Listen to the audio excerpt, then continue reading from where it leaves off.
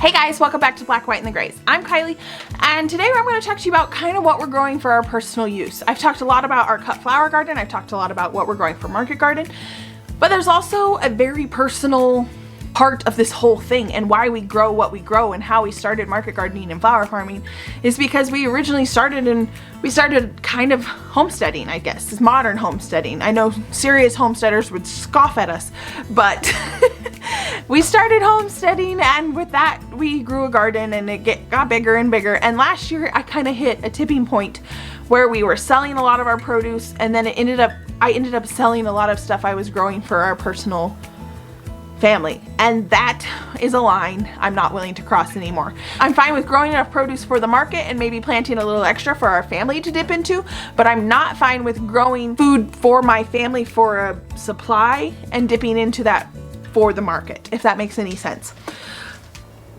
It's like when you're in the season, we eat a lot of salads. Well, I do. Trey doesn't like salads. It is one of my goals to get him to like salads. And when I'm in the season of salad, it's like, oh my gosh, there's so much salad. You get sick of it.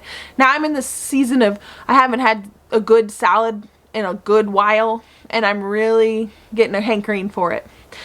And that is like the biggest thing we grow here for our personal usage is salad. It's so fun to just bring a fresh thing of salad. And the salad we grow here, the lettuce, the mixes, I don't know if it's because it goes through so many frosts and freezes that it's so hardy, but several times we have taken it camping and our camper freezer or fridge is not that great, and it freezes the lettuce completely solid. It's a block of lettuce. The first time I unthought to like get it out of the container and throw it out, and I go and open it and it's perfect. The whole lettuce is beautiful, and I couldn't believe it. It was literally frozen solid, and it was gorgeous. And I was so sad because it was the first year 2 years ago, and we had taken it to our family reunion, and I was in charge of salad for the family, and I was so sad because my hard work I had grown and harvested before we left was all destroyed. And then it was perfectly fine, and we ended up eating on it for the whole week there, and it just kept going.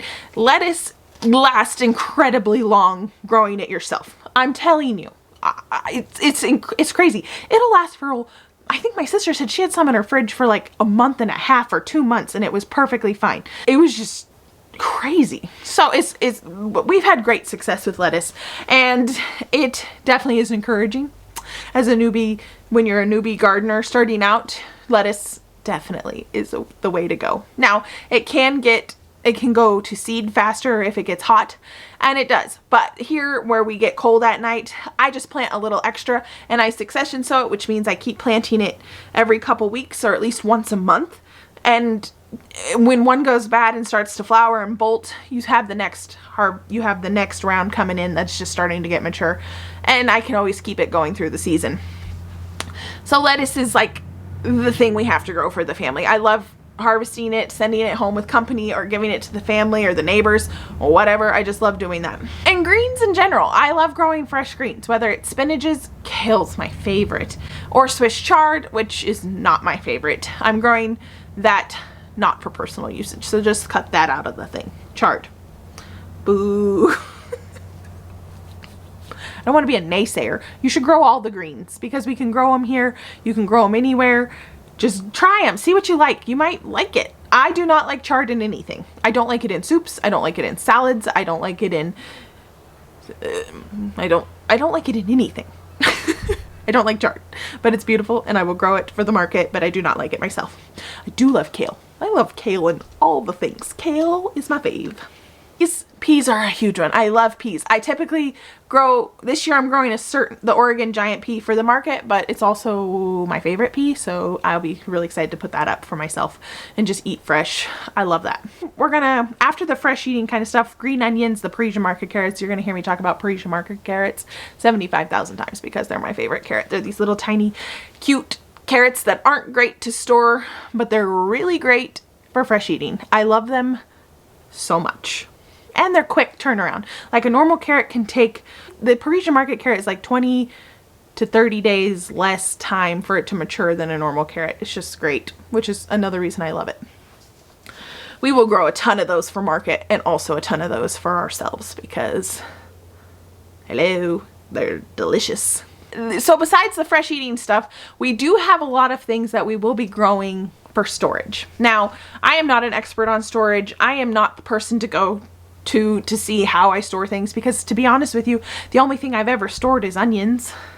I did okay. Like, I have plenty of onions to get me through. Probably not till our big onions are ready. Definitely not till our big onions are ready to harvest, but until our green onions, which I use those like I do onions, but until my big ones are ready. So I'm not the person to go to tell you how to store things. If you're willing to go along with me as I learn, and hopefully you learn, or give me tips and advice, tips and tricks, feel free to put them in the comments.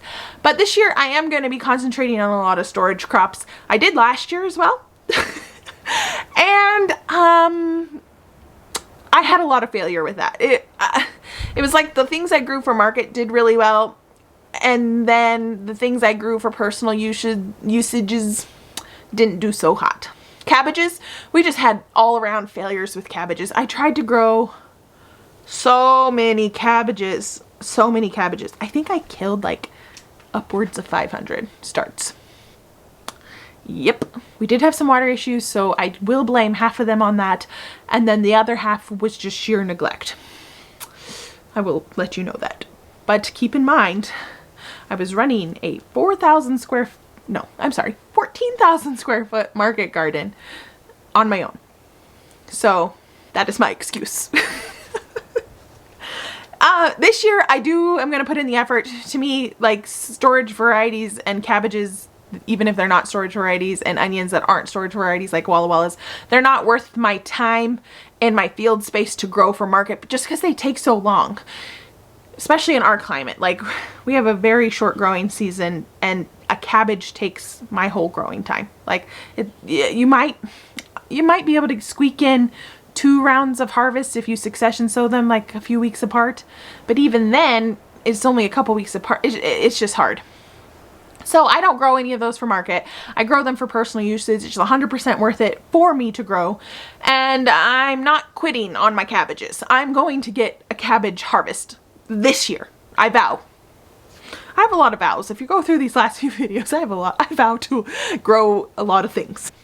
So cabbages I'm going to learn how to store those, whether it be through fermenting or freezing, or I don't know how. We're gonna figure it out. And the same with carrots and onions and what have you. Now with onions, I'm also growing Walla Wallas for myself because I love Walla Wallas and they're so good, and I don't know if I could grow onions without having Walla Wallas. Walla Wallas did amazing for me last year. They were amazing, and they're so good and so delicious. They do take forever, but I have a bunch chopped up in my freezer right now, and it's just been so nice to like bring them out and saute them, put them in some eggs or some soups. So those are some things I'm going to grow for personal usage. I also have some beets I'm going to grow, some golden beets, because they're not great for storage, but they are pretty and I like them. I am not beyond growing things because they're pretty. I gotta see what they taste like. If they're ugly, if they're pretty and taste bad, then I guess we gotta nix them. But if they're pretty and they taste good, I want to grow. I love growing unique things. So for my personal garden, I love to grow a lot of different colors and a lot of different things. Now I have gotten a little more, I don't know what the word is, rigid, I don't know, with certain things, because varieties that I want for storage. So they're kind of more basic. Now on the back of a package, it'll tell you, like on cabbages in particular is what I'm thinking of. They will tell you like this variety is better for storage or whatever. Has a really good storage life. If it doesn't specify that, that doesn't mean necessarily it's a bad storage variety. Just Google it real quick and figure it out. That's a lot of what I do. It's just I Google it if it doesn't specify it. I am growing a storage variety from Johnny's this year, so I know it's going to be primo storage.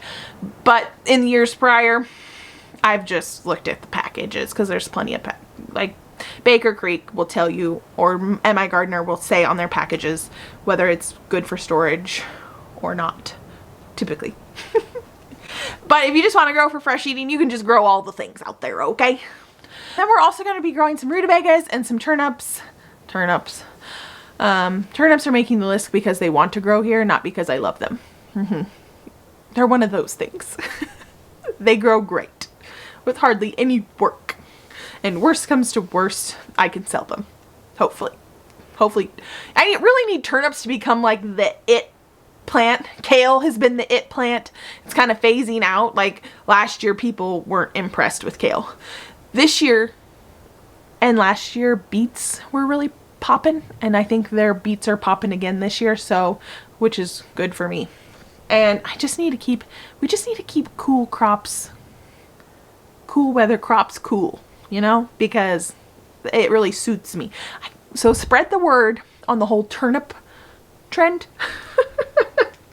Let's make turnips cool, okay?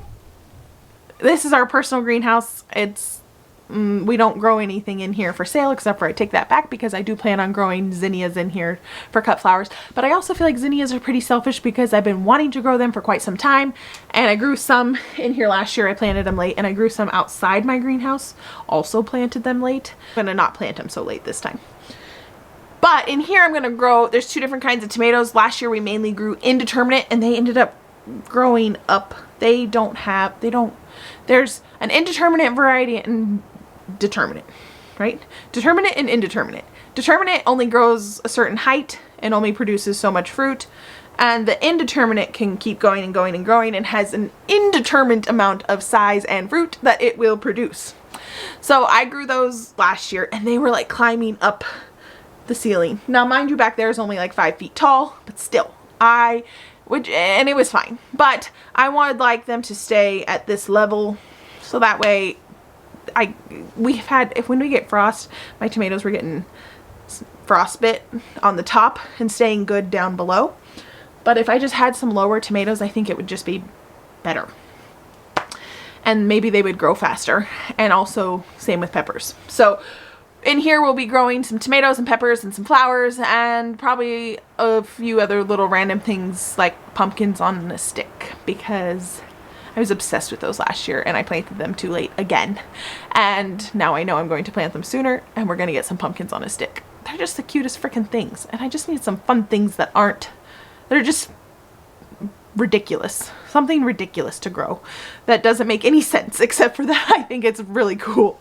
So I will be growing a pumpkin on a stick because it's ridiculous and I like it, okay? Be sure to subscribe, and you can be notified for all of our videos. We have a big season coming up, like a big season that I'm pretty excited for, just because there's so much.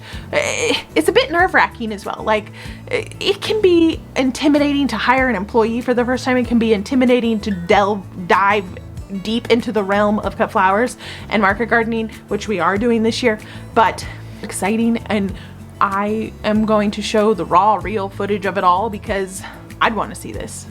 I'd want to see somebody in my position doing what I'm doing. I'd want to see that. First off, you just really don't see that many women market gardening. And there's more women are going into the cut flower industry, which is really cool, but you don't see too many in the market gardening industry. Starting a farm from scratch, not knowing, and flying by the seat of their pants, not knowing what the heck they're doing. And I have seen that, not really. I haven't really seen that. Somebody's always had, oh, I trained under some really fancy market gardener for a few years. Oh, I did this and this and this. I have nothing of that. I am like you. I watch YouTube, I read books, I do all those things and figure it out by trial by fire. Or is that how the expression goes? Trial by fire, fire by trial. But anyway, I would love to see it. So we're gonna do our best to show you. It's gonna be fun. It's gonna be exciting. It's gonna be hard. It's gonna be difficult. So thanks guys for following along. I will see you Thursday. Bye guys. Go through these last few videos. I vow to grow a lot of things. But cabbages, I'm coming for you, baby. Okay, when I fail at something so bad so often, I get really determined. And slightly embarrassing. Okay, give this video a thumbs up and subscribe if you do so. If you would do so. What?